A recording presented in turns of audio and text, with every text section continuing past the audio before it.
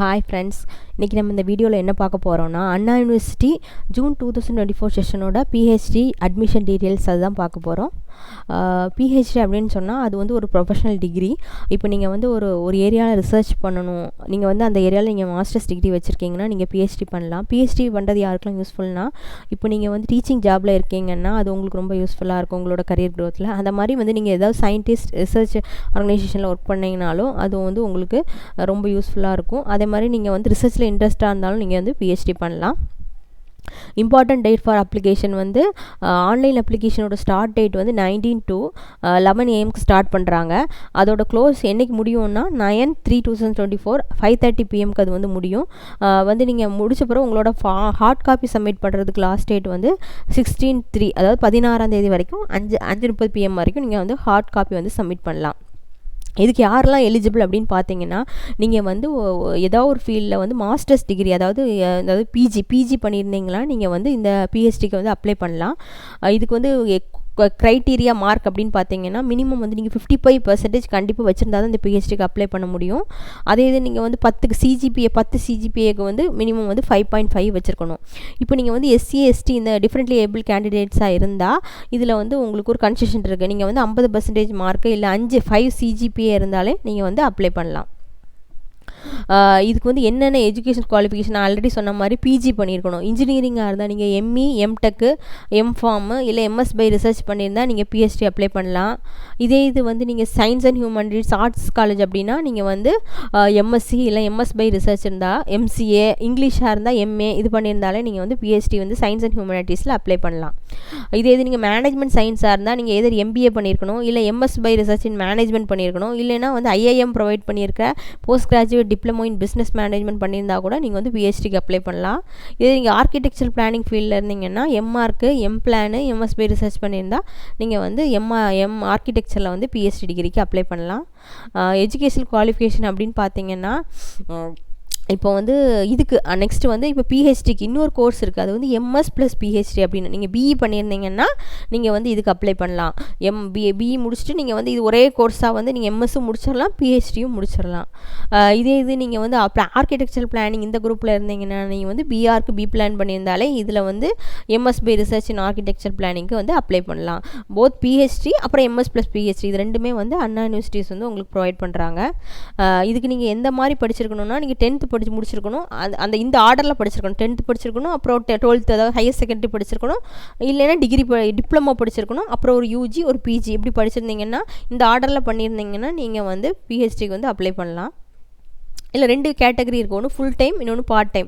Full time யாருன்னா நீங்கள் வந்து இப்போ ஒரு யூனிவர்சிட்டி காலேஜ் அண்ணா யூனிவர்சிட்டி காலேஜஸில் ஒர்க் பண்ணுறீங்க, இல்லைன்னா ஏதாவது ரிசர்ச் கவர்மெண்ட் ஆர்கனைசேஷனில் ஒர்க் பண்ணுறீங்க, இல்லை ஏதாவது ஃபண்டட் ப்ராஜெக்ட்டில் ஒர்க் பண்ணுறீங்க அப்படின்னா நீங்கள் இந்த ஃபுல் டைமில் அப்ளை பண்ணலாம். ஃபுல் டைம்னா என்னென்னா நீங்கள் டெய்லி காலேஜில் போய் சைன் பண்ணுற மாதிரி இருக்கும். நீங்கள் எங்கே ரிசர்ச் பண்ணுறீங்களோ அது உங்கள் சூப்பர்வைசர் எங்கே இருக்காங்களோ அதுதான் நீங்கள் ரிசர்ச் பண்ணுற ஏரியா, ரிசர்ச் பண்ணுற காலேஜ். அங்கே போய் நீங்கள் டெய்லி சைன் போடுற மாதிரி இருக்கும். நீங்கள் எப்போவுமே அவைலபிளாக இருக்கிற மாதிரி இருக்கும்.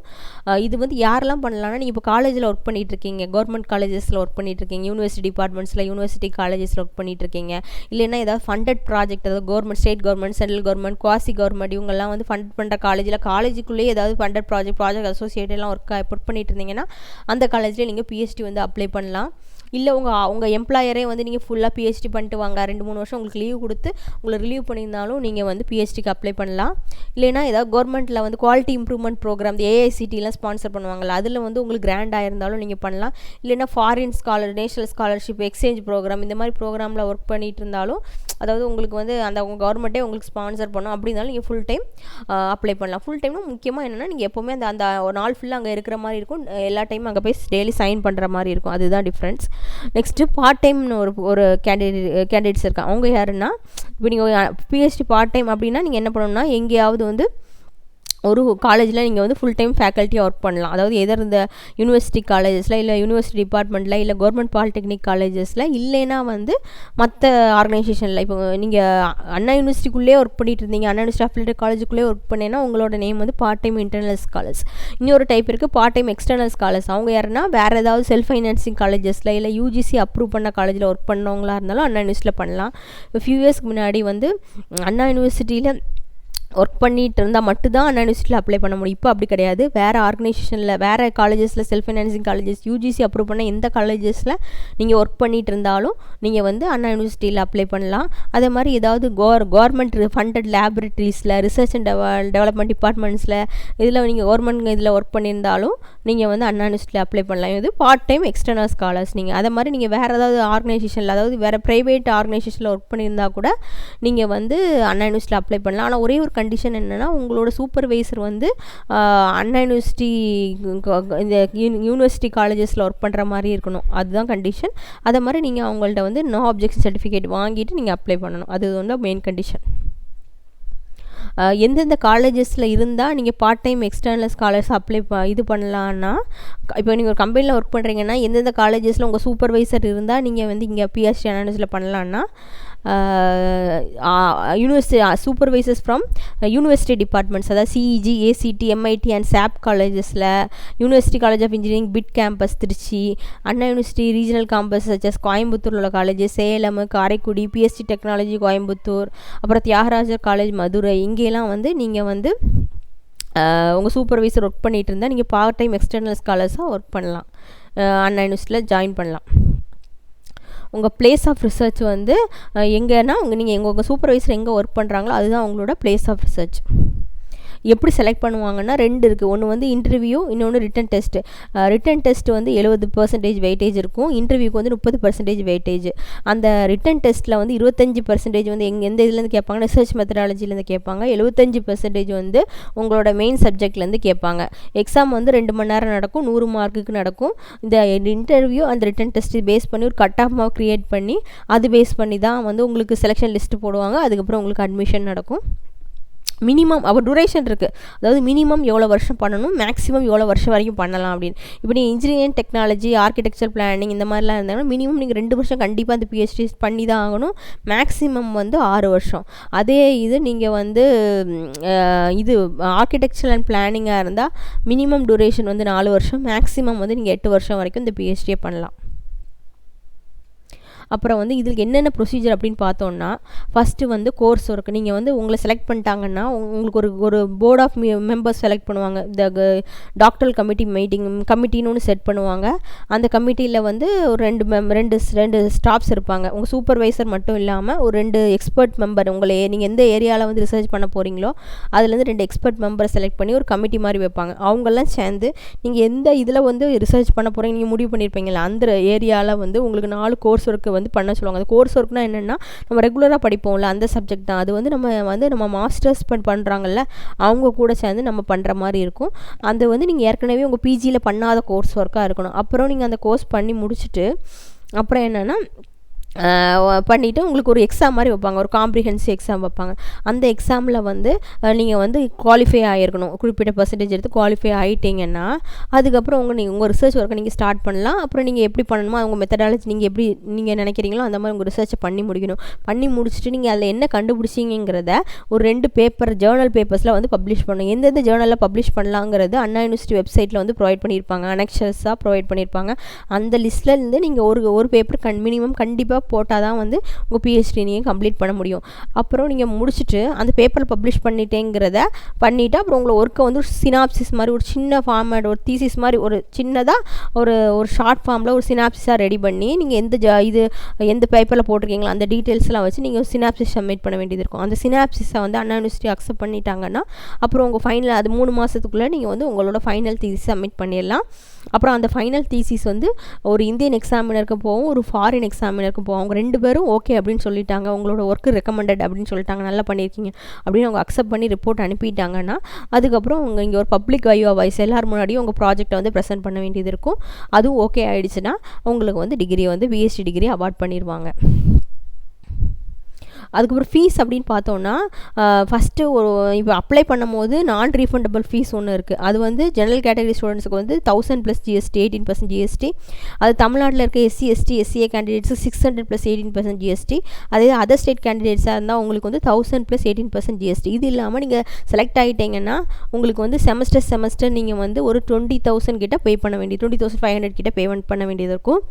அதில் வந்து ஃபஸ்ட்டு இயரில் இனிஷியலாக ஃபஸ்ட்டு செமஸ்டரில் மட்டும் நீங்கள் 10,000 அதாவது 20,500 பே பண்ணுற மாதிரி இருக்கும். அந்த 10,000 என்னென்னா நீங்கள் முடித்தோன்னே உங்களுக்கு வந்து ரீஃபண்ட் பண்ணிடுவாங்க. அது வந்து ரீஃபண்டபிள் டெபாசிட், காஷன் டெபாசிட். மற்றபடி நீங்கள் செமஸ்டருக்கு 20,500 பே பண்ணுற மாதிரி இருக்கும். இதில் வந்து சில பேர் கன்செஷன் இருக்குது. அவங்கெல்லாம் யாருன்னா இந்த டியூஷன் ஃபீஸ், அதாவது 1,500 நீங்கள் பார்த்தீங்கன்னா தெரியும். 1,500 டியூஷன் ஃபீஸ் வந்து இதில் இருக்க 1,500 ஃபீஸ் மட்டும் யாருக்கெல்லாம் எக்ஸம்ஷன்னா, தமிழ்நாட்டில் இருக்கக்கூடிய SC ST candidates full time PhD பண்ணாங்கன்னா அவங்களுக்கு வந்து 1,500 ஃபீஸில் எக்ஸம்ஷன் இருக்கும். அதே மாதிரி அந்த டிஃப்ரெண்ட்லி ஏபிள்டு பர்சன்ஸாக இருந்தீங்கன்னா உங்களோட டிசபிலிட்டி சர்டிஃபிகேட்ஸ்க்கு கொடுத்தா கூட இந்த டியூஷன் ஃபீஸ்லேருந்து உங்களுக்கு வந்து இந்த 1,500 வந்து எக்ஸம் பண்ணுவாங்க. அதே மாதிரி இப்போ நீங்கள் அண்ணா யூனிவர்சிட்டியில் காலேஜஸில் ஒர்க் பண்ணுறீங்க, பார்ட் டைமாக இருந்தீங்கன்னா பாலிடெக்னிக் காலேஜஸ்லையோ அண்ணா யூனிவர்சிட்டி கவர்மெண்ட் காலேஜ் இன்ஜினியரிங் காலேஜில் ஒர்க் பண்ணுறதா இருந்தால் இந்த ஃபீஸ்லேருந்து உங்களுக்கு 50% வந்து ஃபீஸ் கன்செஷன் இருக்குது. அப்புறம் நீங்கள் அப்ளை பண்ணுறதா வந்து இந்த அண்ணா யூனிவர்சிட்டியோட URL நம்ம டிஸ்கிரிப்ஷனில் ப்ரொவைட் பண்ணியிருக்கோம். நீங்கள் இல்லாட்டாலும் அண்ணா யூனிவர்சிட்டி சென்டர் ஆஃப் ரிசர்ச் வெப்சைட்டில் போனீங்கன்னா அது வழியாக நீங்கள் வந்து PhD அப்ளை பண்ணிக்கலாம். அதுக்கப்புறம் இதில் என்னெல்லாம் இருக்குன்னா, இப்போ சூப்பர்வைசர் சம்மந்தமாக சில ரூல்ஸ் இருக்குது. இப்போ சூப்பர்வைசர் வந்து எப்படி இருக்கணும்னா, கேண்டிடேட்ஸ் ஒர்க்கு பார்ட் டைம் போல் பண்ணுறவங்க, இந்த மாதிரி வெளியே ஆர்கனைசேஷன்லேருந்து பண்ணுறவங்க, அந்த சூப்பர்வைசர் அந்த பர்டிகுலர் இதில் வந்து அவங்களோட சூப்பர்வைசர் இருக்கணும். அண்ணா யூனிவர்சிட்டி அஃபிலியேட்டட் காலேஜஸில் கவர்மெண்ட் காலேஜஸில் இருக்கக்கூடிய சூப்பர்வைசர் மட்டும் தான் இது பண்ணும். ஒரு சூப்பர்வைசர் வந்து ப்ரொஃபஸராக இருந்தால் 8 பேர் வந்து வரைக்கும் கைட் பண்ணலாம். அசோசியேட் ப்ரொஃபஸராக இருந்தால் 6 பேர் வரைக்கும் கைட் பண்ணலாம். அவங்க அசிஸ்டன்ட் ப்ரொஃபஸராக இருந்தால் 4 பேர் வரைக்கும் தான் கைட் பண்ண முடியும். உங்களோட ஏரியா பேஸ் பண்ணி நீங்கள் ஃபஸ்ட்டே வந்து உங்களோட சூப்பர்வைசர் செலக்ட் பண்ணிக்கோங்க. அந்த லிஸ்ட் ஆஃப் சூப்பர்வைசர்ஸ் வந்து அண்ணா யூனிவர்சிட்டி வெப்சைட்டில் ப்ரொவைட் பண்ணியிருப்பாங்க. அதில் போய் நீங்கள் எந்த காலேஜில் அவங்க செலக்ட் பண்ண நீங்கள் இருக்கிற உங்கள் ஏரியா பக்கத்தில் உள்ள ஒரு சூப்பர்வைசரை செலக்ட் பண்ணிக்கிட்டு அவங்களோட ஏரியா பேஸ் பண்ணி ரிசர்ச் ஏரியா பேஸ் பண்ணி நீங்கள் அவங்கள்ட்ட அப்ரூவல் வாங்கிட்டு தான் நீங்கள் வந்து ஆன்லைனில் அப்ளை பண்ண முடியும். ஒரு சூப்பர்வைசர் எத்தனை வயசு வரைக்கும் அவங்க வந்து கைட் பண்ணலாம், புது ஸ்காலர்ஸ் எடுத்துக்கலாம்னா 58 வயசு வரைக்கும் எடுத்துக்கலாம். அதே இது வந்து அவங்க வந்து ஒரு அஃபிலியேட்டட் இன்ஸ்டிடியூஷனில் ஒர்க் பண்ணுறவங்களா இருந்தால் 63 வயசு வரைக்கும் அவங்க புது ஸ்காலர்ஸ் வந்து எடுத்துக்கலாம். இப்போ நீங்கள் வந்து உங்கள் சூப்பர்வைசர் வந்து நேஷ்னலைஸ்ட் லேபில் இருக்கவங்களா இருந்தால் அவங்க வந்து எக்ஸ்ட்ராவாக நீங்கள் ஒரு அடிஷ்னல் சூப்பர்வைசர் வந்து யூனிவர்சிட்டி, அதாவது கோ சூப்பர்வைசர்னு சொல்லுவாங்கள்ல, அவங்க வந்து நீங்கள் வந்து யூனிவர்சிட்டி டிபார்ட்மெண்ட்லேருந்து எக்ஸ்ட்ரா ஒரு சூப்பர்வைசர் வந்து நீங்கள் எடுத்துக்கணும். 2 சூப்பர்வைசர் உங்களுக்கு இருப்பாங்க. அதே மாதிரி வந்து ஒரே டைமில் வந்து ஒரு 4 பேர் தான் ஒரு சூப்பர்வைசர் கீழே இது பண்ண முடியும், அப்ளை பண்ண முடியும் ஒரு செமஸ்டரில். அதனால உங்களுக்கு பிடிச்ச உங்கள் ஏரியாவில் ஒரு சூப்பர்வைசர் தான் நீங்கள் எவ்வளோ ஃபாஸ்ட்டாக அவங்கள அப்ரோச் பண்ணுறீங்களோ அதையும் நீங்கள் அவங்க கீழே செலக்ட் ஆகிறது உங்களுக்கு வாய்ப்பு இருக்குது. அதே மாதிரி வந்து இப்போ இந்த PhD பண்ணுறதுக்கு நிறைய ஃபெலோஷிப் இருக்குது. இப்போ நீங்கள் ஃபுல் டைம் பண்ணிங்கன்னா உங்களுக்கு சேலரி மாதிரி மந்த்லி ஒரு அமௌண்ட் கிடைக்க வாய்ப்பு இருக்குது. அது சம்மந்தமான வீடியோ நம்ம யூடியூப்பில் போட்டிருக்கோம். கீழே டிஸ்கிரிப்ஷன் லிங்க் இருக்குது, நீங்கள் செக் பண்ணி பார்த்துக்கலாம். எந்தெந்த மாதிரி ஃபெலோஷிப்ஸ் இருக்குன்னு கம்ப்ளீட் டீட்டெயில் வந்து ப்ரொவைட் பண்ணியிருக்கோம். இது மட்டும் இல்லாமல் அண்ணா யூனிவர்சிட்டியே அண்ணா சென்ட்ரல் ரிசர்ச் ஃபெலோஷிப்னு ஒன்று ப்ரொவைட் பண்ணுது. அது வந்து உங்களோட மார்க்ஸ், அதுக்கப்புறம் வந்து அவங்க இன்டர்வியூ வச்சு செலக்ட் பண்ணுவாங்க. அது எவ்வளோ அமௌண்ட்டுனா மாதம் உங்களுக்கு 31,000 ப்ளஸ் அதுலேருந்து 24% HRI சேர்ந்து உங்களுக்கு ஒரு கிட்டத்தட்ட 40-50 வந்து கிடைக்க வாய்ப்பு இருக்குது மாதம். அப்போ நீங்கள் வந்து ஒரு ஜாப் போயிட்டு படிக்கணும் அவசியம் இல்லை, ஃபுல் டைமாகவே வந்து நீங்கள் ஃபுல்லாக உங்கள் ரிசர்ச்சில் கான்சன்ட்ரேட் பண்ணலாம். இது சம்மந்தமாக ஃபுல் டீட்டெயில்ஸும் அந்த வீடியோ போய் நீங்கள் செக் பண்ணி பார்த்தீங்கன்னா உங்களுக்கு தெரியும். இந்த வீடியோ உங்களுக்கு கண்டிப்பாக யூஸ்ஃபுல்லாக இருக்கும்னு நினைக்கிறேன். இது சம்மந்தமாக வேறு ஏதாவது டவுட்ஸ் இருந்தால் நீங்கள் வந்து கமெண்ட்ஸில் இது பண்ணலாம். ரொம்ப தேங்க்ஸ்.